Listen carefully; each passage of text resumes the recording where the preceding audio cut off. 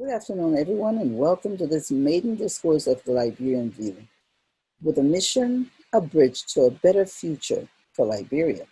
This program is jointly sponsored by the Liberian Community Association of the Washington, D.C. metropolitan area, which includes parts of Maryland and Virginia that are near the Washington, D.C. area. I'm one of your hosts, Welma Mashinini Red, professor in the School of Global Journalism and Communication at Morgan State University. You may call me Welma. Let's also welcome Lucy Wilson Keir, my co-host and president of the Liberian Community Association in the Washington, D.C. metro area. Hello to all. As Wilma rightly stated, my name is Lucy Wilson Keir. I am the president for the Liberian Association within the Washington, D.C. metropolitan area. The Liberian View, a bridge to Liberia's future, a platform in collaboration with the Liberian Association within the Washington, D.C. metropolitan area, welcomes you to her first zone forum focusing on the 26th discourse. The theme, Unlocking Liberia's Past, Understanding the Present, and Working Towards a Brighter Future. Now, ladies and gentlemen, we want to begin our discourse with a panel. And on this panel are four Liberians who provide us with their unique perspectives on a range of issues. The first panelist is Ms. Bloh Sayeh, and Bloh will give us a historical perspective. And she served as head of what we would identify as the National Archives in Liberia up to a year ago when now she is deputy chair of the Liberia Land Authority. Evening from my end in Liberia to everyone. Good evening, fellow panel guests. Good evening, official guests. I am going to speak to you on a chronological part of Liberian history. I have to do it in 10 minutes, so I will do some highlights chronologically on Liberia. And I will start right away because I got only 10 minutes. Before the coming of the settlers, there were at least 16 ethnic groups within Liberia. These 16 ethnic groups came out of 5 major language groups in Liberia, namely the Kwa, the Mende, the Mel, the Man, the Dan. These also incorporated the ethnic groups, namely Mel, Gola, and De, Man, Gio, Dan, Mano, Kwa, Kru, Grebo, Kran, Basa, Bui, Sapo, Mende, Loma, Madengo, Pele, Vai, Bandi, Kisi. The next step we'll go is to the first independent African nation. Where did the Liberians come from to establish Liberia and come and join other Africans within Liberia? They came from the United States out of an era of slavery. They came looking for freedom and looking to establish a new homeland where they will have to govern themselves and move forward in life. We can easily say that Liberia history is partly rooted in the United States of America and mostly rooted in Africa. Free Blacks left the United States to settle in Liberia. They came in 1820 on a ship called the Elizabeth. They came under the auspices of the American Colonization Society. The first group were 88 in number. Their first stop was at a place called Shabro in Sierra Leone. We all know it in our little history books as Shabro Island. The living conditions at Shabro was not very conducive, so they had to move on to Bassa country, which we now know as Grand Bassa.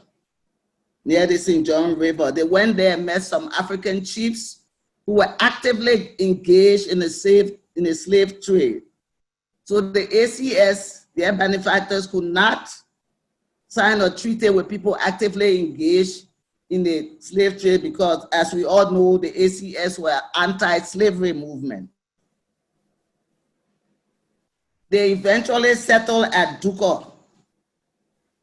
In a month or two, a few months later, they settled at Duka, which is Monrovia. The first place they settled on was an island traditionally called Dozwa, or it's what we know as the Providence Island today. And they got there and they bought some land from King Peter on the mainland. And there was some friction, of course, because when you have people coming in, there's bound to be some friction in the beginning. King Peter sold the land, but majority of King Peter people did not like the idea. But King Sauboso, an African chief, came to their protection and said that he would fight anyone who attacked the settlers. And besides that, there were other ways in which they were protected. They also had a gunboat on the sea. So in both ways, they were protected from further fights in the area at that time period. Then we go to the three major periods of Liberian history, because as the settler came, the first part of Liberian history, as it started as a colony, so we have the colonial period. It lasted from 1821 to 1839. Then we have the Commonwealth period from 1839 to 1847. Then you have the Republic, which continues till now, even though we are on our second Republic.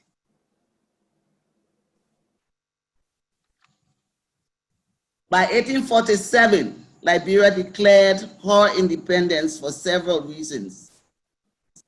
One of the reasons was the desire to govern themselves. The other, they wanted their leaders to be answerable to them. The third, to stop Britain and other nations from violating the Liberian customs law, which they were in the habit of. They would come and refuse to pay custom duty to the government that was Liberia at that time, Liberia colony, and also in Edina colony, they didn't want to pay customs there, and in Bassa Cove. So the Liberian government wanted to take control of her own destiny, controlling her economy and her customs. She fought for independence, and she got her independence in 1847. In the beginning, Liberia boomed business-wise. We had a time for what we call the merchant princes era, but that soon came to a decline. When one of the merchant princes, E.J. Roy, became president of Liberia, he took a loan for all the right reasons, but the loan spelled out a lot of trouble for Liberia. He took 100,000 pounds from a British banking firm. The royal loan led to political instability and fiscal crisis for the Republic of Liberia. Those loans added other loans, and it grew. World War I exacerbated our already struggling economy, and subsequently, Liberia in 1926 obtained a $5 million loan from Firestone to the FCA.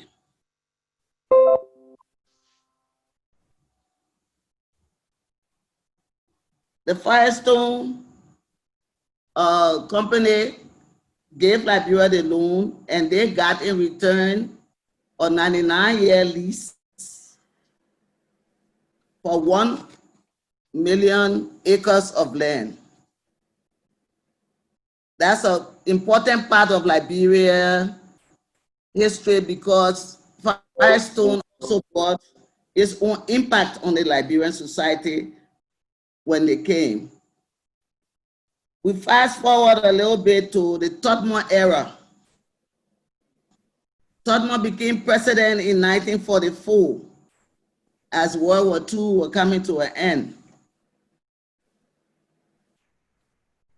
Post-World War II, our economy boomed at all levels under Todmor, but there was very little development. Todmor is noted in Liberia history for his efforts aimed at uniting the country, promoting integration of Liberian societies. He is also known in Liberia for very stern on opposition, for being very stern on the opposition. In 1971, Todmor died in office, and his vice president, President William R. Talbot, finished off his term. He also ran, President Talbot ran for office in 1975, unopposed. He was one of the most visionary leaders in recent times, but unfortunately, he came at the wrong historical period. He was overthrown in 1980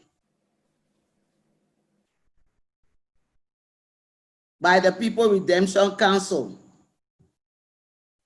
The People Redemption Council was headed by Master Sergeant Samuel Canyon Doe, who was later elected to the presidency and became President Doe in the 1985 elections. And a lot of divisions occurred under President Doe, ethnically. And then by 1989, Charles Taylor started the Liberian Civil War, which led to the assassination of President Doe by Prince Y. Johnson, then, who is now senator. In 1990,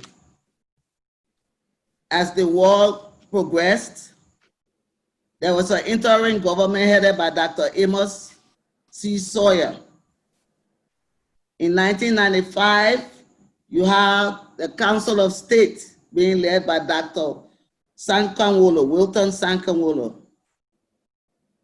In 1996, you had another Council of State headed by Councilwoman Ruth Perry, who was actually the first female head of state of Liberia. She was not president, but she was head of state. In 1997, we had an election in Liberia and President Taylor won.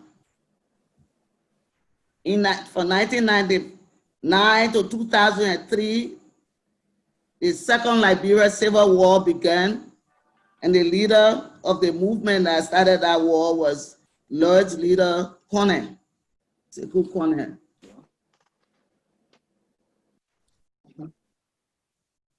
By 2003, Judy Bryan was elected at the interim government until elections.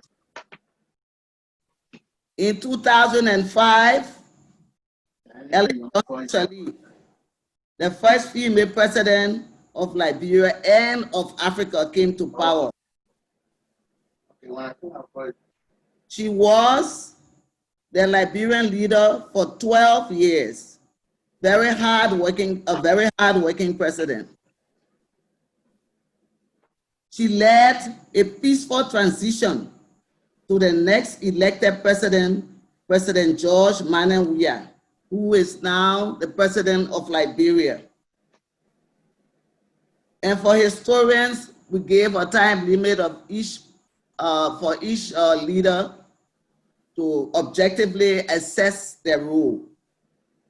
So we stop here and just talk about the fact that since 1980,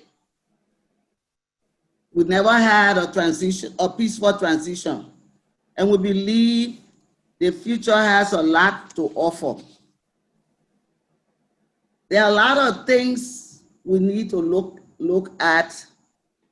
We have a lot of challenges in Liberia, agreed. But working together, we can make a difference as a people. One of the things we need to look at that touches close to my heart is the fact that Liberian history, when we were in school, only one Liberian history course was taught. Now, we have gotten to having 3 Liberian history courses at the U.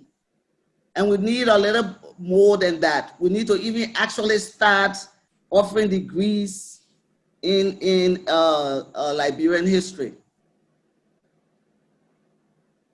Also, for our younger ones, our younger children and grandchildren, we need to encourage them to learn a little more of their country, to learn about each other, and to move forward as a people in unison.